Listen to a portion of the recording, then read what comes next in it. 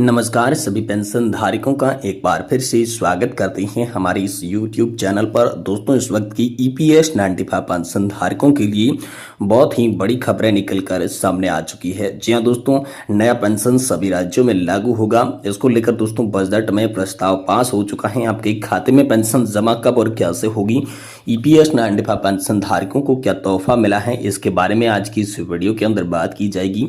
वहीं दोस्तों EPS 95 pension पर अब से पहले इतने निराश नहीं थे। 78 लाख पेंशन भोगियों की मांग हुई अनसुनी।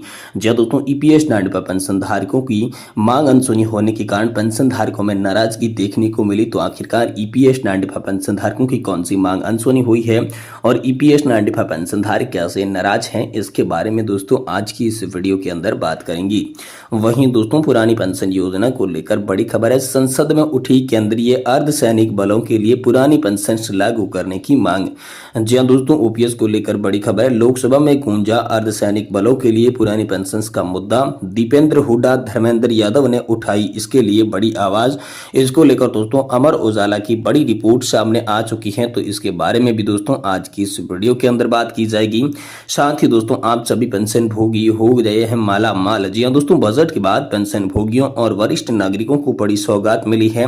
पेंशन मंत्री डॉक्टर जितेंद्र सिंह जी ने दिया आप सभी को बड़ा तोहफा। तो आखिरकार बजट के बाद पेंशन भोगियों और वरिष्ठ नागरिकों के लिए क्या तोहफा जितेंद्र सिंह जी के द्वारा दिया गया, इसके बारे में भी दोस्तों आज की इस वीडियो के अंदर बात करेंगे। साथ ही साथ दोस्तों बात करने वाली हैं 2024-25 के लिए EPF पर वार्षिक ब्याज दर को मिली मंजूरी। जी हां दोस्तों, वित्त मंत्रालय ने वित्तीय वर्ष 2024-25 के लिए EPF पर बढ़ोतरी हुई ब्याज दर को मंजूरी दे दी है। तो कैसी मंजूरी दी है, कितना आपको ब्याज मिलेगा, इसके बारे में दोस्तों आज की इस वीडियो के अंदर बात करेंगे। यानी कि दोस्तों पेंशन और पेंशन धारकों से जुड़ी तमाम बड़ी खबरों की चर्चा आज की इस वीडियो के अंदर करेंगे। इसीलिए आप सभी पेंशन धारकों से निवेदन है कि दोस्तों आज की इस वीडियो को आप लास्ट तक जरूर देखिएगा। साथ ही अगर चैनल पर पहली बार विजिट कर रही हैं, वीडियो को पहली बार देख रही हैं, तो चैनल को सब्सक्राइब करते हैं और वीडियो को लाइक जरूर करें। तो चलिए बिना किसी देरी के वीडियो के अंदर खबरों का सिलसिला शुरू करते हैं। सबसे पहले बड़ी खबर की बात करते हैं दोस्तों। EPS 95 पेंशन को लेकर बड़ी खबर है। अब से पहले इतने निराश नहीं थे पेंशन भोगी। 78 लाख पेंशन भोगियों की मांग हुई अनसुनी। जी हां दोस्तों, कर्मचारी पेंशन योजना 1995 के तहत पेंशन भोगियों ने न्यूनतम पेंशन 1000 रुपए से बढ़ाकर 7500 रुपए करने की मांग की। इस मांग को अनसुनी करने पर वे दोस्तों यहाँ पर जो है इस महीने के एंड तक दिल्ली में बड़ा आंदोलन करेंगे। जी हां दोस्तों, पेंशन योजना के अंतर्गत भारत में लगभग 78 लाख पेंशन भोगियों का जीवन उनकी पेंशन राशि पर निर्भर करता है। वर्षों से ये पेंशन भोगी न्यूनतम पेंशन की राशि 1000 रुपए से बढ़ाकर 7500 करने की मांग कर रही हैं। यही मांग उनकी बढ़ती हुई जीवन यापन लागत और महंगाई के अनुरूप है। हालांकि इस मुद्दे पर सरकार ने अब तक कोई स्पष्ट प्रतिक्रिया नहीं दी है, जिससे पेंशन भोगियों की गहरी निराशा और असंतोष पैदा हो रहा है।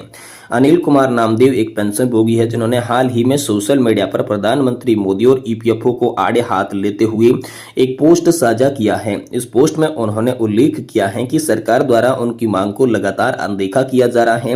उनका मानना है कि सरकार को लगता है पेंशन भोगियों की कोई उपयोगिता नहीं है, वे उनको कुछ बिगाड़ नहीं सकती। वर्षों से इन बुजुर्ग पेंशन भोगियों ने अपनी बढ़ती हुई दिक्कतों को व्यक्त करते हुए कई बार राष्ट्रीय राजधानी दिल्ली में प्रदर्शन किया है। जुलाई 2024 में वे एक बार फिर से यहाँ पर जो है पेंशनर्स महा आंदोलन के लिए दिल्ली में एंड तक जुटेंगी, जिसमें वे अपनी आवाज को बुलंद करने का प्रयास करेंगी।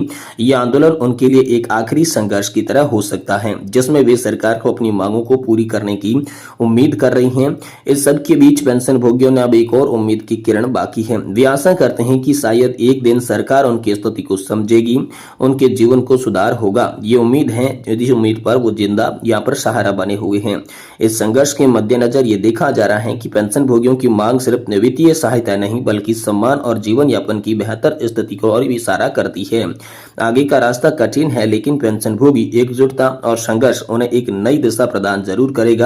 इसको लेकर नई रिपोर्ट के अंदर आप सभी के लिए बड़ी खबर सामने आई। वहीं दोस्तों संसद में उठी केंद्रीय अर्धसैनिक बलों के लिए पुरानी पेंशन योजना लागू करने की मांग। जी हां दोस्तों, OPS को लेकर बड़ी खबर आ रही है। लोकसभा में गूंजा अर्धसैनिक बलों के लिए पुरानी पेंशन का मुद्दा। दीपेंद्र हुड्डा, धर्मेंद्र यादव ने उठाई आवाज। जी हां दोस्तों, इसको लेकर समाचार पत्र अमर उजाला की नई सुर्खी, नई खबर सामने आ चुकी है। इस रिपोर्ट के बारे में चलिए बात करते हैं।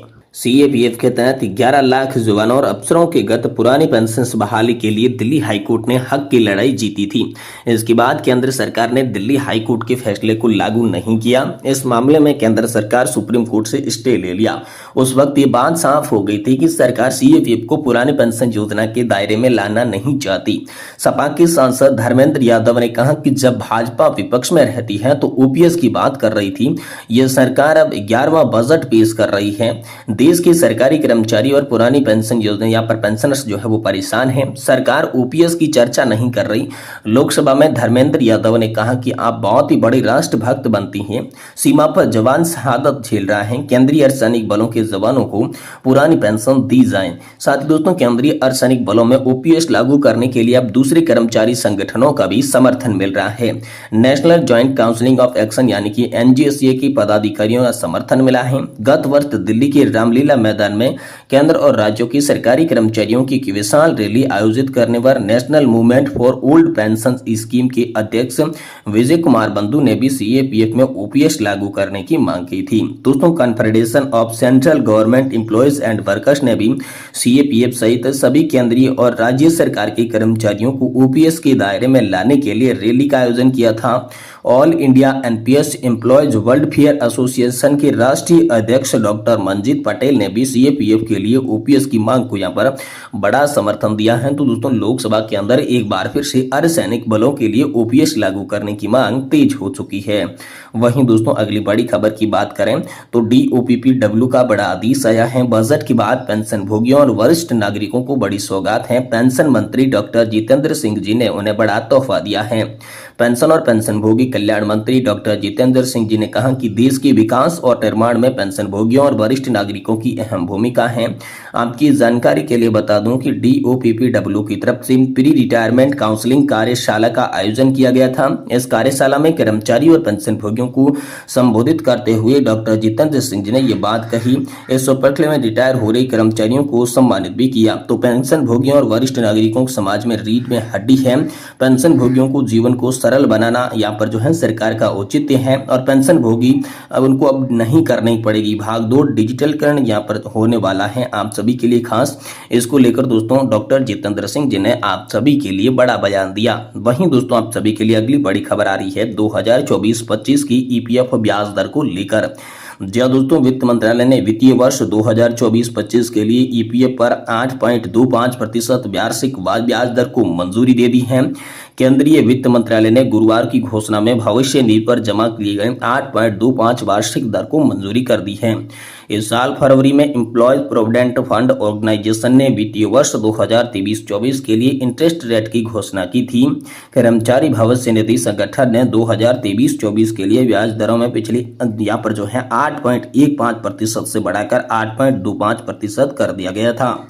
दर संशोधन का निर्णय देश के लाखों ईपीएस सदस्यों को प्रभावित करता है। भारत सरकार ने एम्प्लॉयज प्रोविडेंट फंड ऑर्गेनाइजेशन के माध्यम से आधिकारिक तौर पर पुष्टि की है कि वित्तीय वर्ष 2023-24 के लिए ईपीएफ सदस्यों के लिए ब्याज दर 8.25 पर रखी जाएगी। ये घोषणा 31 मई 2024 को की गई थी। इसके अलावा ईपीएफओ ने इस बात पर भी जोर दिया कि ईपीएफ सदस्यों के लिए ब्याज दरों का खुलासा तिमाही आधार पर नहीं किया जाएगा।